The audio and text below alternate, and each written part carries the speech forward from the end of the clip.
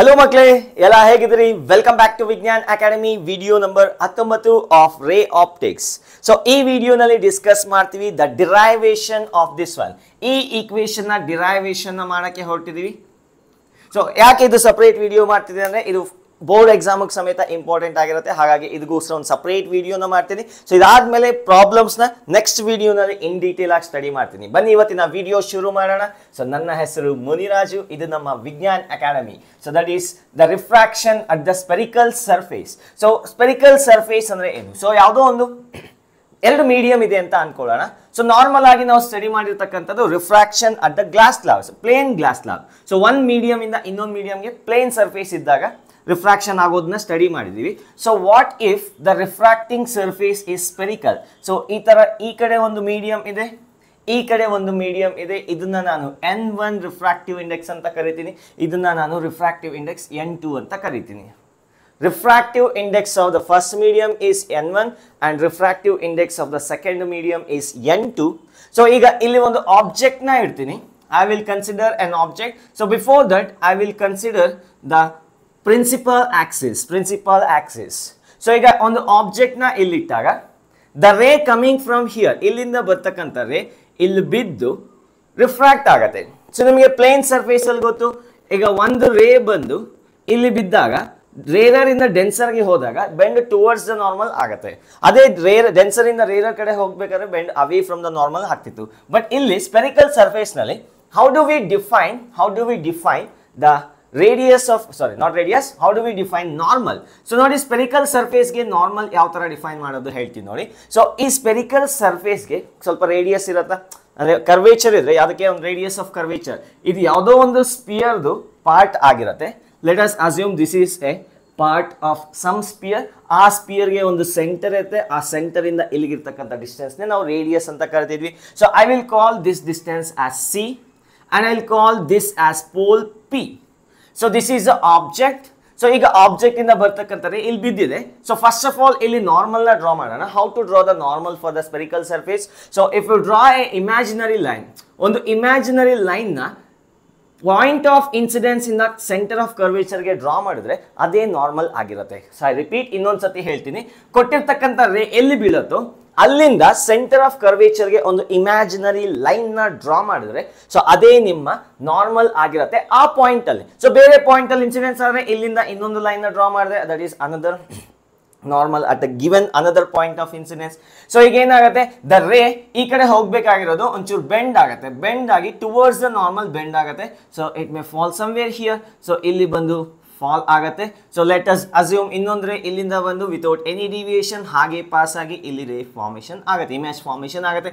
ಅದನ್ನ ನಾನು ಐ ಅಂತ ಕರಿತೀನಿ ಸೊ ಇಲ್ಲಿ ಸೈನ್ ಕನ್ವೆನ್ಷನ್ಸ್ ನ ಫಾಲೋ ಮಾಡಬೇಕಾಗತ್ತೆ so you have to obey the sign convention all the distances are measured from the pole all the distances measured from pole p so illinda measure ಮಾಡಬೇಕಾಗುತ್ತೆ and also ಒಂದು ರೇ ಇಲ್ಲಿ ಬಿದ್ದು ಈ ಕಡೆ ಹೋಗುತ್ತೆ ಇಲ್ಲಿ ಆಬ್ಜೆಕ್ಟ್ ಇರೋ ಫಾರ್ಮ್ ಇಲ್ಲಿ ಆಬ್ಜೆಕ್ಟ್ ಇಟ್ಟರೆ ಇಲ್ಲಿ ಇಮೇಜ್ ಫಾರ್ಮ್ ಆಗುತ್ತೆ ಸೊ ಇಲ್ಲಿಂದ ಇಲ್ಲಿಗೆ ಇರ್ತಕ್ಕಂಥ ಡಿಸ್ಟೆನ್ಸ್ ನ ಯು ಅಂತ ಕರಿತೀನಿ ಆಕ್ಚುಲಿ ಸೈನ್ ಕನ್ವೆನ್ಷನ್ ಪ್ರಕಾರ ಮೈನಸ್ ಯು ಅಂತ ಕರಿಬೇಕು ಯಾಕಂದ್ರೆ ಲೆಫ್ಟ್ ಸೈಡ್ ಇದೆ so let me consider this distance as U to be specifically minus U so ಇಲ್ಲಿಂದ ಈ ಡಿಸ್ಟೆನ್ಸ್ ನ ಸೆಂಟರ್ ಆಫ್ ಕರ್ವೇಚರ್ ಇಂದ ಪೋಲ್ಗೆ ಪೋಲ್ ಇಂದ ಸೆಂಟರ್ ಆಫ್ ಕರ್ವೇಚರ್ಗೆ ಇರ್ತಕ್ಕಂಥ ಡಿಸ್ಟೆನ್ಸ್ ನ ಆರ್ ರೇಡಿಯಸ್ ಆಫ್ ಕರ್ವೇಚರ್ ಅಂತ ಕರಿತೀವಿ ಮತ್ತೆ ಅದೇ ಪೋಲ್ ಇಂದ ಇಮ್ಯಾಜ್ ಫಾರ್ಮ್ ಆಗಿರೋ ಪ್ಲೇಸ್ಗೆ ಡಿಸ್ಟೆನ್ಸ್ ಏನಂತ ಕರಿತೀವಿ ಇಮ್ಯಾಜ್ ಡಿಸ್ಟೆನ್ಸ್ ಅಂತ ಕರಿತೀವಿ ಸೊ ಇಲ್ಲಿ ಕೆಲವೊಂದು ಅಸಂಪ್ಷನ್ಸ್ ಇದೆ ನಾವು ಸ್ಟಡಿ ಮಾಡಕ್ ಹೊರಟಿರ್ತಕ್ಕಂಥ spherical surface small apertured spherical surface small ಅಪರ್ಚರ್ಡ್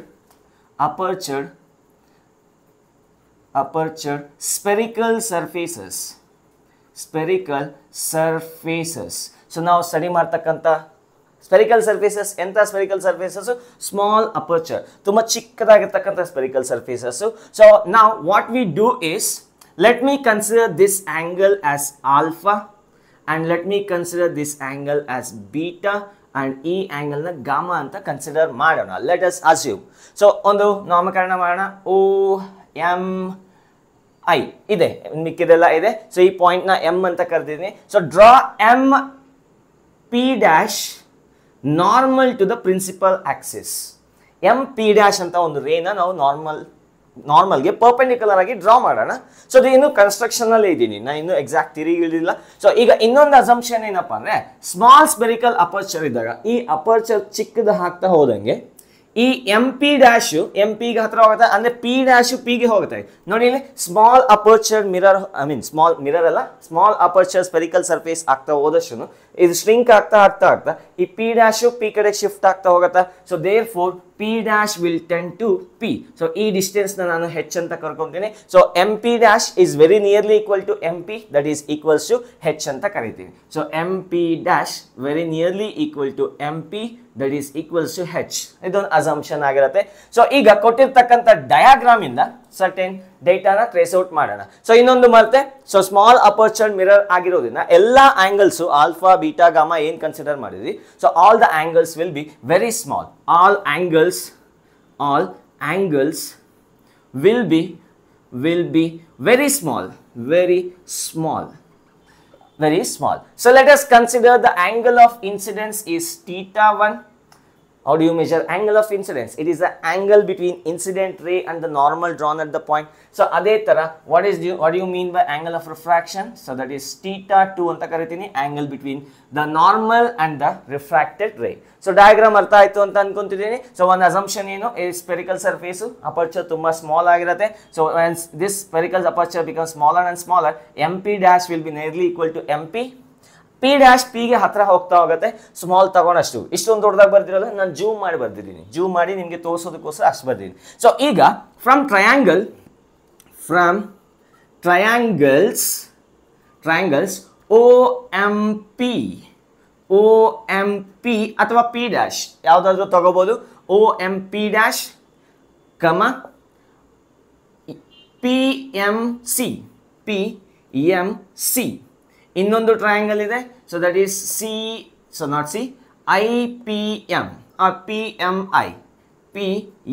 I. ಮೂರು ಟ್ರಯಾಂಗಲ್ ಟ್ರೇಸ್ ಔಟ್ ಆಯ್ತಾ? ಸೊ ಒಂದು ಓ ಎಂ ಪಿ ಅಥವಾ P dash, O M P. So next P M C, P M I. ಮೂರು ಟ್ರಯಾಂಗಲ್ನ ಟ್ರೇಸ್ ಔಟ್ ಮಾಡಿದ್ದೀನಿ. So ಈಗ ಮೂರು triangle ಇಂದ ಟ್ಯಾನ್ ಫಂಕ್ಷನ್ ನ ತಗೊಂತೀನಿ. So tan of alpha will be equals to opposite by adjacent. Opposite ಏನಿದೆ h ಇದೆ, so h divided by adjacent ಏನಿದೆ, so that is OP. So ನಾವು PO ಅಂತ ಕರಿಬೇಕು, ಯಾಕಂದ್ರೆ all the distances are measured from the pole. So ಹಾಗಾದ್ರೆ P ಇಂದ O ಗೆ ಡಿಸ್ಟೆನ್ಸ್ ಏನಿದೆ minus U ಅಂತ ಬರೀಬೇಕು. So next tan alpha ಆಯ್ತು. next tan of ಈ ಟ್ರಯಾಂಗಲ್ ಏನಿದೆ beta will be equals to opposite divided by adjacent. opposite h ಇದೆ, adjacent ಏನಿದೆ ಇದನ್ನ ನಾವು r ಅಂತ ಕರೆದಿದ್ವಿ. ಯಾವ್ದಾ p dash c is nothing but pc, ಅದನ್ನ ನಾವು radius of curvature ಅಂತ ಕರೆದಿದ್ವಿ. ಸೊ ಅದೇ ತರ tan of gamma is equals to tan of gamma. So ಈ ಟ್ರಯಾಂಗಲ್ ಅಲ್ಲಿ tan of gamma opposite by adjacent. opposite ಏನಿದೆ h ಇದೆ, adjacent ಏನಿದೆ ಪಿ ಐ ಇದೆ ಅಥವಾ ಪಿ ಡ್ಯಾಶ್ ಐ ಅಂತ ಹೇಳ್ಬೋದಾ, ಯಾಕಂದ್ರೆ ಇವೆರಡು ಸೇಮ್ ಒಂದೇ ಪಾಯಿಂಟ್ ಕೋಇನ್ಸೈಡ್ ಆಗುತ್ತೆ. ಸೊ ಈ ಡಿಸ್ಟೆನ್ಸ್ ವಿ ಆಗಿರುತ್ತೆ. Since the spherical aperture is very small, ತುಂಬ ಸ್ಮಾಲ್ ಪುಟ್ಟ ಸ್ಪೆರಿಕಲ್ ಸರ್ಫೇಸ್ ಆಗಿರೋದ್ರಿಂದ ಆಂಗಲ್ಸ್ ಸ್ಮಾಲ್ ಇರುತ್ತೆ. ಸೊ ಥೀಟಾ 1 ಸ್ಮಾಲ್ ಇರುತ್ತೆ, ಥೀಟಾ 2 ಸ್ಮಾಲ್ ಇರುತ್ತೆ, ಆಲ್ಫಾ ಸ್ಮಾಲ್ ಇರುತ್ತೆ, ಬೀಟಾ ಸ್ಮಾಲ್ ಇರುತ್ತೆ, ಗಾಮಾ ಸ್ಮಾಲ್ ಇರುತ್ತೆ, ಎಲ್ಲ ಆಂಗಲ್ಸ್ ಸ್ಮಾಲ್ ಇರುತ್ತೆ. Since the spherical surface is very small, for small spherical surfaces,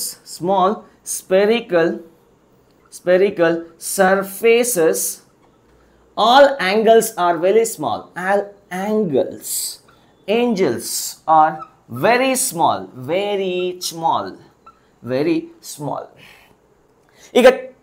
When the angle is very small, tan theta is very nearly equal to theta. Approximation use ಮಾಡೋಣ. So tan alpha is nearly equals to alpha, that is nearly equal to h by minus u.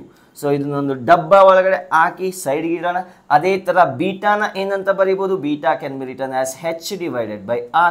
ಇದು ಇನ್ನೊಂದು ಡಬ್ಬಲ್ಲಿ ಹಾಕಿ ಪಕ್ಕಕ್ಕೆ ಇಡೋಣ. ಅದೇ ತರ ಗಾಮಾನ ಏನಂತ ಬರೀಬಹುದು, h by v ಅಂತ ಬರೀಬಹುದು. ಇದನ್ನ ಮೂರನೇ ಡಬ್ಬಲ್ಲಿ ಹಾಕಿ ಸಪರೇಟ್ ಆಗಿ ಇಡೋಣ. ಸೊ ನಮಗೆ ಆಲ್ಫಾ ಬೀಟಾ ಗಾಮಾಗೆ ಈಕ್ವೇಶನ್ಸ್ ಬಂದಿದೆ ನಿಯರ್ಲಿ ಈಕ್ವಲ್ ಟು. ಸೊ ಯಾಕಂದ್ರೆ ಸ್ಮಾಲ್ ಅಪರ್ಚರ್ ಮಿರರ್ ಆಗಿ ನಾವು ನಿಯರ್ ಅಪ್ರಾಕ್ಸಿಮೇಟ್ ಫಾರ್ಮುಲಾನ ಯೂಸ್ ಮಾಡ್ತಿದ್ವಿ. ಸೊ ಈಗ ಇನ್ನೊಂದೆರಡು ಟ್ರಯಾಂಗಲ್ ನ ಕನ್ಸಿಡರ್ ಮಾಡೋಣ. ನೋಡಿ, Okay, so now look at the triangle OMC. I repeat, triangle OMC. Spot out ಆಯ್ತಾ? So ಈ ಕಡೆ ಆಲ್ಫಾ ಇದೆ, ಈ ಕಡೆ ಬೀಟಾ ಇದೆ. ಸೊ ನಮಗೊಂದು ಪ್ರಾಪರ್ಟಿ ಇದೆ, sum of interior angle is equal to exterior angle in the opposite side. So from the triangle OMC, sum of interior angles is equal to opposite exterior angle. So hagadre, so from triangle OMC, I can write theta 1 is equal to alpha plus beta. So theta 1 is equals to alpha plus beta. So idon equation aitu. Innond triangle ide nodi. From triangle CMI, kanasa CMI, from triangle CMI, same property, sum of interior angle is equal to exterior angle, that is in opposite side. Theta 2 plus gamma is equal to beta. So adunna nanu beta is equals to theta 2 plus gamma na, yeah, gamma. So this is the thing. So here theta 2 na ಈ ಕಡೆ ಬರ್ಕೊಂತೀನಿ, theta 2 is equals to beta minus gamma. So ನಂಗೆ theta 2 is equals to beta minus gamma. ಯಾಕಂದ್ರೆ ಮುಂದೆ ನಾನು ಸ್ನೆಲ್ಸ್ ಲಾ apply ಮಾಡಕ್ಕೆ ಹೊರಟಿದ್ದೀನಿ, ನನಗೆ angle of incidence ಬೇಕು, ಆಂಗಲ್ ಆಫ್ ರಿಫ್ರಾಕ್ಷನ್ ಬೇಕು, ಹಾಗಾಗಿ ಇದನ್ನ ತಗೊಂತಾ ಇದ್ದೀನಿ. ಸೊ ನಾವು ಲುಕ್ ಅಟ್ ದಿಸ್. ಈ ಪೋರ್ಷನ್ ಎರೇಸ್ ಮಾಡ್ಲಾ? So I am going to erase this portion. So ಬೇಕಾದ್ರೆ ನೋಟ್ ಮಾಡ್ಕೊಳ್ಳಿ, ಪಾಸ್ ಮಾಡ್ಕೊಳ್ಳಿ, ವಿಡಿಯೋನ ಪಾಸ್ ಮಾಡಿ ನೋಟ್ ಮಾಡ್ಕೊಳ್ಳಿ. 3, 2, 1 ಡನ್. ಸೊ ನಾವು coming back, applying Snell's law at the spherical surface. Applying Snell's law at the spherical surface.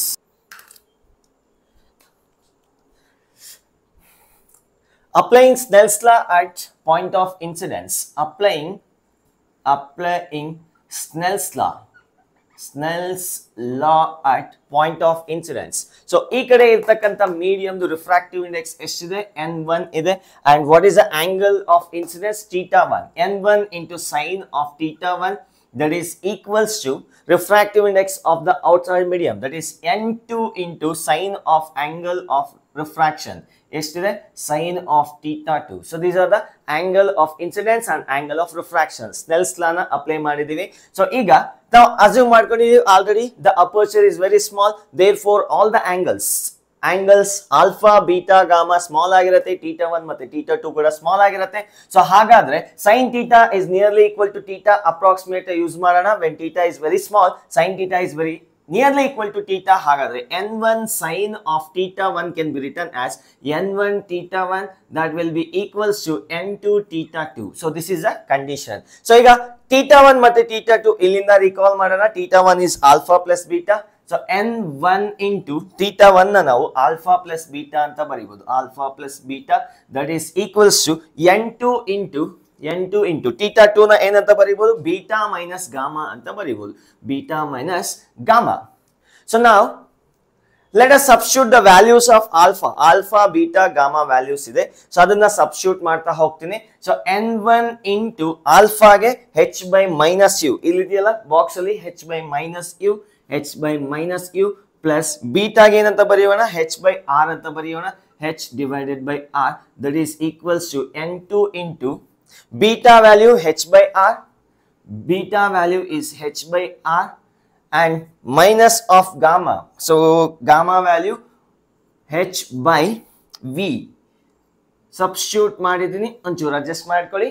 Yeah, better. So these are the things. ನೋಡಿ, h ನ common ತೆಗೆದು cancel ಮಾಡಬಹುದು. So h cancel ಆಗುತ್ತೆ. ಇನ್ನು ಉಳಿದಿರ್ತಕ್ಕಂಥ terms ನ n1 by minus u plus n1 by r, h cancel ಆಯ್ತು, n multiply ಮಾಡ್ತಾ ಇದೀನಿ, that is equals to n2 by r minus n2 by v. So ಇದನ್ನ ರೀಅರೇಂಜ್ ಮಾಡ್ಕೊಂತೀನಿ. ಈ ಕಡೆ ಇರ್ತಕ್ಕಂಥ ಟರ್ಮ್ ನ ಈ ಕಡೆಗೆ ತಗೊಂತೀನಿ, ಈ r ಟರ್ಮ್ಸ್ ನ ಆ ಕಡೆಗೆ ತಗೊಂತೀನಿ. n2 by v minus n1 by u is equals to n2 by r minus n1 by r. So ಇದಕ್ಕೆ LCM ತಗೊಂಡ್ರೆ n2 minus n1 by r ಆಗುತ್ತೆ. So this is the formula for refraction at the spherical surface, where n1, ನೋಡಿ confuse ಆಗುತ್ತೆ, n1 is a refractive index of medium where from where the rays are coming, ಎಲ್ಲಿಂದ race ಬರ್ತಿದೆ ಆ medium ದು refractive index n1 ಅಂತ ತಗೋಣ. n1 is a refractive index of medium from where rays are coming, so and also n2 is refractive index of medium towards which rays are going. So ಯಾವ ಕಡೆಗೆ ಹೋಗಕ್ಕೆ try ಮಾಡ್ತಿದೆ. So ಎಲ್ಲಾ cases ಅಲ್ಲೂ race ಅದೇ ಮೀಡಿಯಂಗೆ ಹೋಗುತ್ತೆ ಅಂತ ಹೇಳಕ್ಕಾಗಲ್ಲ. ಒಂದೊಂದ್ಸತಿ ಟೋಟಲ್ ಇಂಟರ್ನಲ್ ರಿಫ್ಲೆಕ್ಷನ್ ಆಗಿ ವಾಪಸ್ ಇದೇ ಮೀಡಿಯಂಗೆ ಬರ್ಬೋದು. ಸೊ ಯಾವ ಮೀಡಿಯಂ ಇಂದ ರೇಸ್ ಬರ್ತಿದೆ ಆ ಮೀಡಿಯಂದು n1 ಅಂತ ತಗೊಳ್ಳೋಣ. ಯಾವ ಕಡೆಗೆ ಹೋಗ್ತಿದೆ ಆ ಮೀಡಿಯಂದು ರಿಫ್ರಾಕ್ಟಿವ್ ಇಂಡೆಕ್ಸ್ n2 ಅಂತ ತಗೊಳ್ಳೋಣ. ಸೊ ಇವೆರಡು ಕನ್ಫ್ಯೂಸ್ ಆಗಬೇಡಿ. And U and V should be taken care by sign convention. So u ಮತ್ತೆ v ಒಂದೇ ಕಡೆ ಬರೋ ಚಾನ್ಸಸ್ ಇರುತ್ತೆ. ಅಂದ್ರೆ ಇಮ್ಯಾಜ್ ಈ ಕಡೆನೆ ಬರೋ ಚಾನ್ಸಸ್ ಇರುತ್ತೆ. ಸೊ ಹಾಗಾಗಿ ಹೇಳ್ತೀನಿ, ಸೊ ಯಾವ ಕಡೆ ಆಬ್ಜೆಕ್ಟ್ ಇಂದ ರೇಸ್ ಬರ್ತಿದೆಯೋ ಆ ಮೀಡಿಯಂ ರಿಫ್ರಾಕ್ಟಿವ್ ಇಂಡೆಕ್ಸ್ ಯಾವ ಕಡೆಗೆ ಹೋಗಕ್ ಟ್ರೈ ಮಾಡ್ತಿದೆ. ಸೊ ಅದು ಹೋಗುತ್ತೋ ಬಿಡುತ್ತೋ ಸೆಕೆಂಡ್ರಿ, ಇಲ್ಲೇನೋ ಹೋಗಿದೆ ಸೆಕೆಂಡ್ ಮೀಡಿಯಂ n2 ಅಂತ ಬರ್ದ್ಬಿಡ್ತೀವಿ. So usually n1 is a refractive index of the medium where the object is kept, n2 is a refractive index of the medium where the image is formed ಅಂತ ಓದಿರ್ತೀವಿ. But ಎಲ್ಲಾ cases ಅಲ್ಲೂ image ಈ ಕಡೆನೆ form ಆಗ್ಬೇಕಂತೇನಿಲ್ಲ. ಒಂದೊಂದ್ಸತಿ reverse form in total internal reflection ಆಗಿ ವಾಪಸ್ ಆ ಕಡೆಗೆ ಹೋಗ್ಬೋದು. So that is a derivation of refraction at the spherical surface. So pause the video and note this things. So ಇದ್ರ ಬೇಸ್ ಮೇಲೆ ಕ್ವಶನ್ಸ್ ನ ನೆಕ್ಸ್ಟ್ ವಿಡಿಯೋ ಅಲ್ಲಿ ಸಾಲ್ವ್ ಮಾಡೋಣ. ಅದುವರೆಗೂ ಓದ್ತಾರಿ. ಜೈ ಹಿಂದ್, ಜೈ ಕರ್ನಾಟಕ.